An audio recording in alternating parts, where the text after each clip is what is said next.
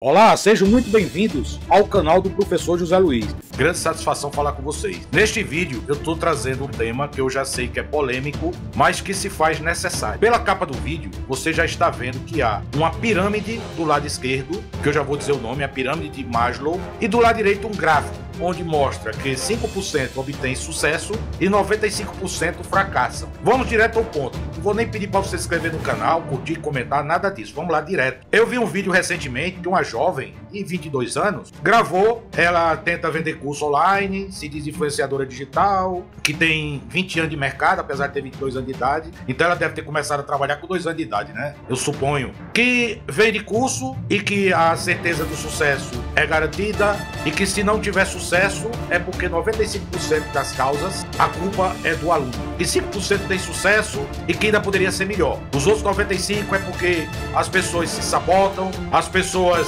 não dão atenção, não aprendem, não leem, não escutam, não botam em prática. Ou seja, a culpa é do ser humano. É fácil, é muito fácil culpar o próximo. Olhe, minha jovem, todos vocês que estão vindo, eu sou professor e a vida toda que eu ensinei, a faculdade tinha uma métrica, uma medida. Eu trabalho com medida, não trabalho com teorias abstratas. Tudo você tem que ter um fundamento científico por trás. A vida toda que eu ensinei, se mais de 75% da turma não obtivesse êxito, a culpa é do professor. Seja lá a razão que seja porque não fez exercício, seja porque não fez várias práticas, seja porque não explicou direito, seja porque não deu atenção aos que não têm a capacidade de gênio dos demais. Mas entre os deuses do marketing, se você não andar de arte, a culpa é sua. Se você não comprar um carro importado, a culpa é sua. Se você não obtiver 500 mil nos primeiros 10 dias, a culpa é sua, porque você é burro, porque você não aprendeu, porque o método dele, do deus do marketing, é infalível. Olha como ele está rico, olha ele em Dubai, olha ele alugando uma lancha de 500 mil reais a semana, enchendo de mulheres e passeando pelos mares do Caribe. É lógico que esse cara é gênio. E os alunos deles são burros. 95% dos alunos desses caras do marketing são burros. Tem QI abaixo de 90, que é o raciocínio de uma pessoa normal. Não é de se estranhar, gente. Eles esqueceram de uma coisa, da ciência. Muitos desses deuses do marketing são deuses porque eles têm poderes sobrenaturais sobre a vida e a morte, sobre o sucesso e o fracasso. Eu não vou citar nome, nem se preocupe, não vista a carapuça. Você, Deus do Egito, Deus de Dubai, Deus das florestas amazônicas, Deus dos desertos do Saara, deuses dos hotéis 6 estrelas, deuses dos cafés cappuccino com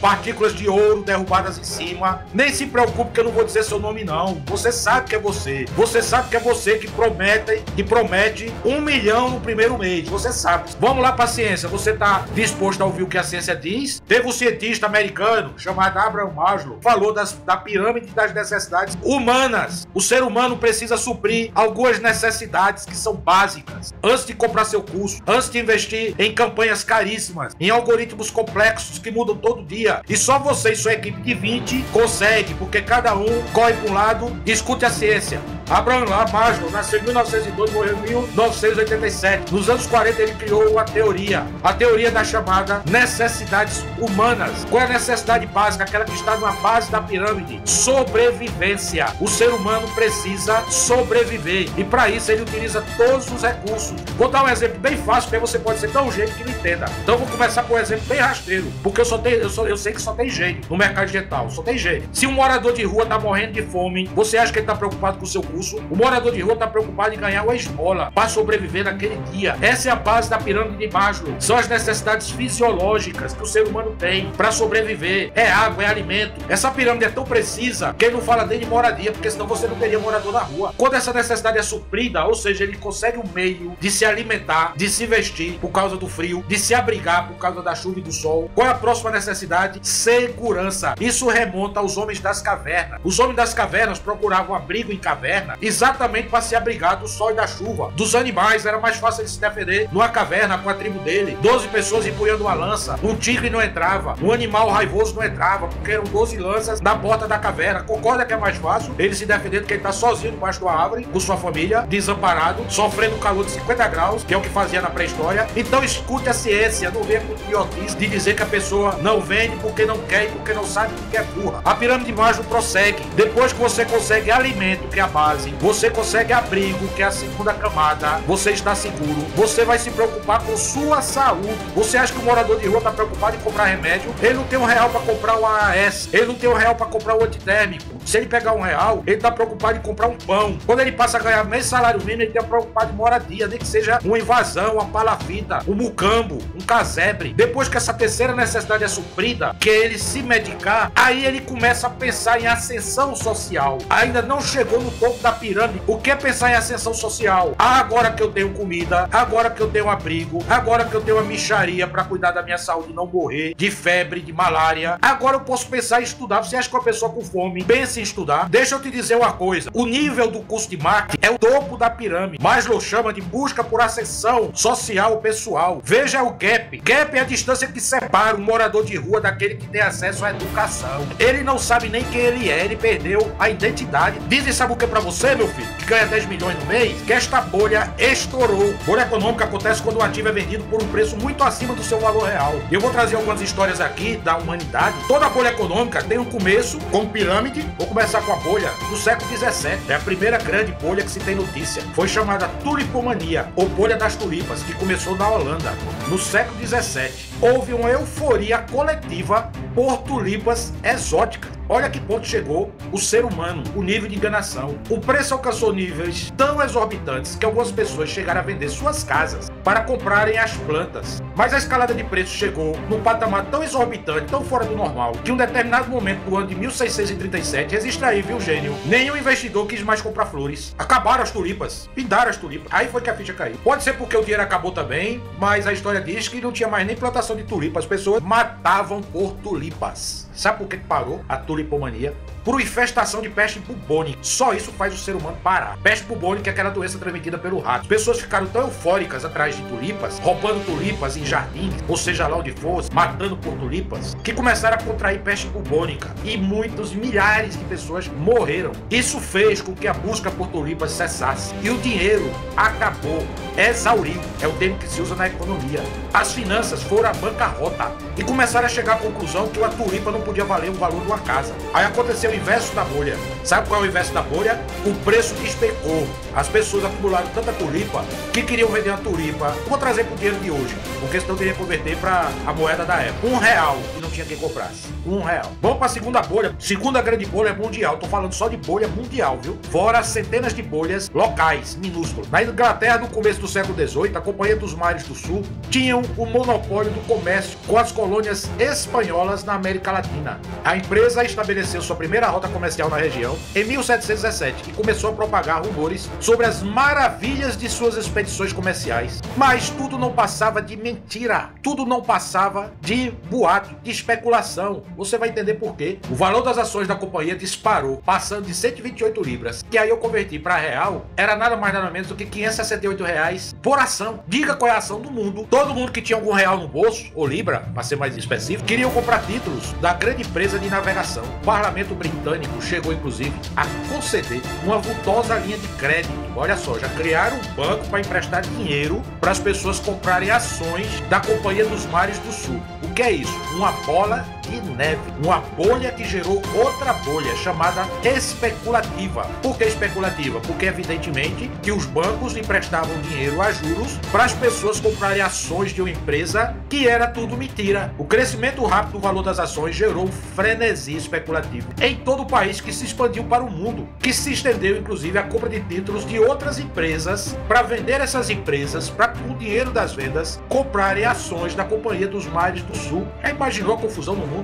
Mas quando os recursos dos pequenos investidores começaram a esgotar, a situação ficou tão difícil que o mundo quebrou, e se complicou ainda mais quando eles começaram a comprar títulos de empresas com dinheiros emprestados da própria Companhia dos Mares do Sul. A companhia que vendia ações começou a emprestar dinheiro para a venda de ações, ou seja, aquele dinheiro não tinha lastro. Lastro é quando eu tenho um ativo físico sustentando um ativo imaginário ou subjetivo. Resultado da história, essa foi a grande crise do século XVII. Vamos dar um pulo aqui, porque senão eu vou falar de várias crises. A crise que ficou mais conhecida no mundo foi a crise que durou de 1920 a 1928, a chamada Grande Depressão. A maior derrocada da história foi a chamada crise da Bolsa de Valores de Wall Street, começada em 1920. Por quê? mais uma vez, uma crise especulativa que levou milhares ou milhões de pessoas a investir no mercado de ações. Muitos se endividaram para adquirir títulos, achando que aqueles títulos ali, uma folha de papel, tinha escrito no topo assim, vale 1000 libras, e a pessoa achava que aquilo era verdade. E todo mundo vendendo casa, vendendo terreno, vendendo fazenda, vendendo filha. Tô brincando não, tá aqui registrado na história. As famílias vendiam as filhas para os sheiks da Arábia, para que com o dinheiro das filhas, vendidas como prostitutas, comprassem ações da Bolsa de Wall Street. Isso quebrou a sociedade,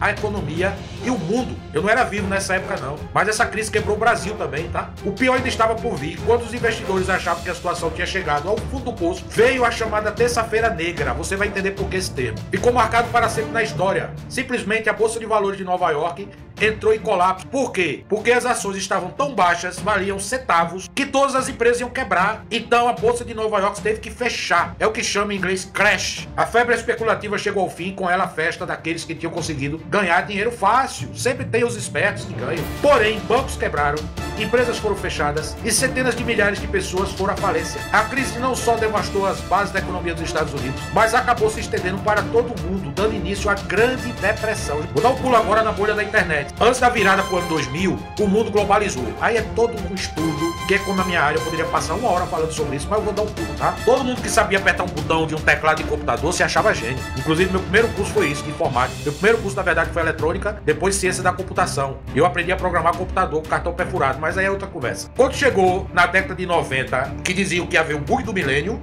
na virada pro ano 2000, achavam que ia ter um bug que ia parar o mundo, chamado bug do milênio, porque ia ser a virada do milênio, viu? Século 20 para século 21.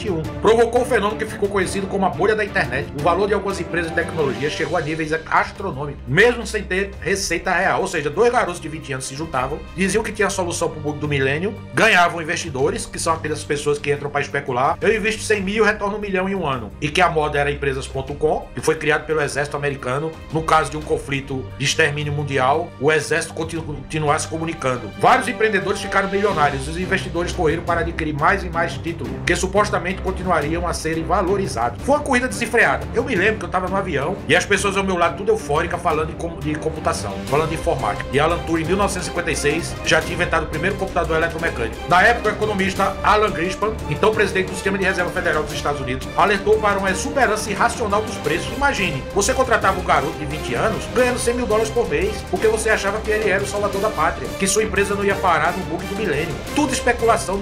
Eu já vou adiantar, não houve nada de bug, o mundo não parou. Nem o computador parou, o relógio foi atualizado automaticamente. Eu trabalhava em multinacional, tinha grandes computadores, e não parou um segundo, e a gente passou a noite de plantão, achando que a fábrica ia pegar fogo. Apesar disso, de todos esses alertas de grandes economistas mundiais, o frenesi de investimentos continuou, até que a bolha estourou, tinha que estourar. Empresas.com, numa sala de 3x3, tinha capital de milhões de dólares. Assim, em outubro de 2002, o índice Nasdaq teve uma queda abrupta e provocou uma recessão nos Estados Unidos com reflexos globais, inclusive no Brasil. Ou seja, acabou a face, caiu a máscara. Não tinha sentido a empresa.com sem nada, com o logotipo da porta, valer milhões de dólares. Isso não existe. Cadê o lastro? Mais uma vez eu te digo. Vamos entrar na crise mais recente, da de 2008 e última. A crise das hipotecas podres. A crise econômica mundial do fim da década passada, mais especificamente em 2008. Por que tem esse nome? Porque vem do termo subprime. Créditos com juros altos concedidos pelos bancos dos Estados Unidos a pessoas que não tinham capacidade econômica para assumir as dívidas. Ou seja, resumindo aqui, os bancos começaram a financiar a venda de casas em 500 parcelas de 100 dólares. Todo mundo se achou com capacidade financeira para comprar 2, 3, 4, 5 casas. O que é que aconteceu com o mercado imobiliário? Uma queda abrupta dos imóveis. Então, quando alguém ia vender uma casa, a casa estava valendo nada. E nada paga a dívida bancária? Não. Essas instituições financeiras começaram a agrupar vários desses créditos duvidosos em produtos financeiros pouco claros, ou chamados derivativos, que eram passados de mão em mão no mercado financeiro. Ou seja, eu tenho um derivativo que não vale nada, aí olha, eu comprei por 100 e vendo por 90. O cara comprava por 90, vendia por 80. Comprava por 80, vendia por 70. Comprava por 70, vendia por 60. Por quê? Porque ele queria se livrar daquele papel que não tinha valor nenhum. O fenômeno foi acompanhado por uma queda nas bolsas, pelo aumento do desemprego e pela desestabilização do sistema bancário, representado pela emblemática quebra do banco Lehman Brothers, um dos bancos mais saudáveis, mais lucrativos e mais antigos do mundo. E isso veio com uma avalanche, a quebradeira geral dos bancos, que teve reflexos severos nas commodities. Commodities são mercadorias, bens e serviços negociados em mercados internacionais. Então, se o Brasil produz, através das jazidas de ferro, produz ferro, ele consegue vender ferro. E esse ferro é cotado em mercados internacionais. Aí você tem a Nasdaq, que são as bolsas de produtos e de serviços mais relacionados com tecnologia. Você tem a Bolsa de Nova York, você tem a Bolsa do Japão. E tudo isso compõe um mercado que a gente chama cesta de produtos. Essas cestas de produtos são avaliadas pelos bancos internacionais e que dão valores às commodities. Então, se tem um grande plantador de soja no Brasil, ele não vai vender a soja pelo preço que ele quer, não. Ele vai vender a soja pela cotação do dia. E isso quebrou a economia mundial. Por quê? Porque as pessoas que adquiriram casas, o americano achou que era rico, tinha 3, 4 casas em fora, uma lancha, aí ele perdeu o emprego, foi vender as casas não valiam nada, zero. O que aconteceu com esse americano? Perdeu o patrimônio, porque ele era tudo hipotecado. Hipotecado é quando você compra o bem e dá como garantia o próprio bem. Veja que coisa interessante. Aí ele perdeu os carros, perdeu os barcos, perdeu as casas, perdeu o emprego, foi fazer o quê? Morar com papai e mamãe. Foi isso que aconteceu em 2008. Ou seja, toda bolha traz consequências sérias para a economia. E nós estamos vivendo esta bolha, e vários economistas já alertaram, essa bolha especulativa do marketing digital, porque é inconcebível que uma pessoa, através de um curso de marketing, fature 10 milhões por mês. Isso não existe em nenhuma economia do mundo. Essa bolha já quebrou, já furou nos Estados Unidos. Hoje, as pessoas que vendem curso nos Estados Unidos vendem mais baratos do que o valor do curso, para na venda recorrente, ou seja, na terceira ou quarta venda para o mesmo cliente, lucrar alguma coisa. E vocês querem continuar ganhando no lançamento. Meu curso é R$500, eu vendo 10 mil. Opa, botei 5 milhões no bolso. Eu fiz esse teste, apesar das pessoas nem saberem, de propósito. Como eu trabalho com estatística, eu fiz isso. Até Elon Musk, o bilionário Elon Musk, para quem não conhece, dono da Terra, da SpaceX, da Boring Company, da Neuralink, da Starlink e de dezenas de empresas que ele não quer nem que o mundo saiba que é dele, falou que essa bolha especulativa que circula no mundo estourou. Mas eu quero dar por encerrado este vídeo. Forte abraço, professor José Luiz. Nos vemos nos próximos vídeos. Até lá.